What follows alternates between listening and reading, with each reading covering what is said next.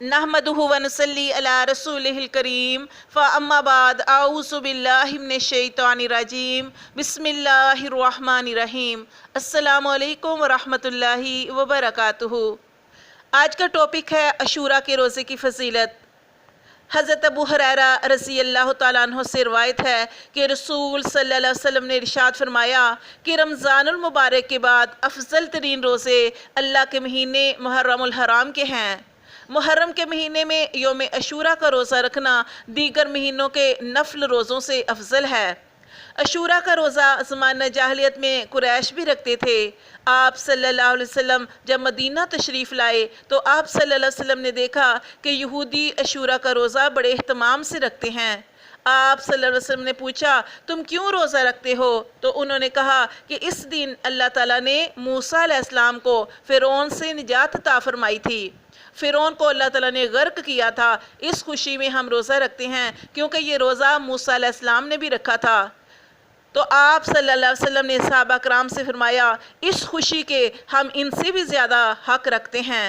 چنانچہ آپ صلی اللہ علیہ وسلم نے بھی عاشوراء کا روزہ رکھا اور صحابہ کرام نے بھی رکھا۔ عاشوراء 10 محرم الحرام کو کہتے ہیں۔ سیدنا ابو قتادہ رضی اللہ تعالیٰ عنہ فرماتے ہیں کہ رسول صلی اللہ علیہ وسلم سے جب یوم عاشوراء کے متعلق سوال کیا گیا تو آپ صلی اللہ علیہ وسلم نے ارشاد فرمایا یہ گزشتہ سال کے گناہوں کا کفارہ ہے، یعنی پورے ایک سال کے تمام گناہ اللہ تعالیٰ معاف فرما دیتے ہیں۔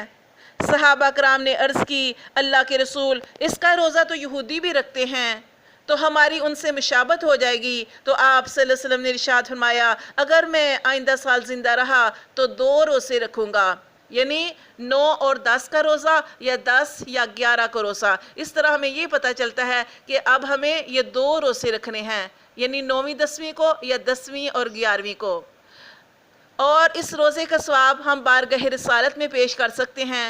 شہدائے کربلا جیسے کہ محرم الحرام میں امام حسین اور ان کے ساتھی جو گھر والے تھے سارے وہ شہید کیے گئے، تو اس کا ثواب ہم شہدائے کربلا کو، آل مبارک کو، صحابہ کرام کو، اہل بیت کو، سب کو پیش کر سکتے ہیں۔ ہم سب کو اللہ تعالیٰ روزے رکھنے کی توفیق عطا فرمائے اور ہم سے قبول فرمائے، اور اللہ تبارک و تعالیٰ اس کے صدقے ہمارے گناہوں کو مٹا دے۔ آمین۔ السلام علیکم ورحمۃ اللہ وبرکاتہ۔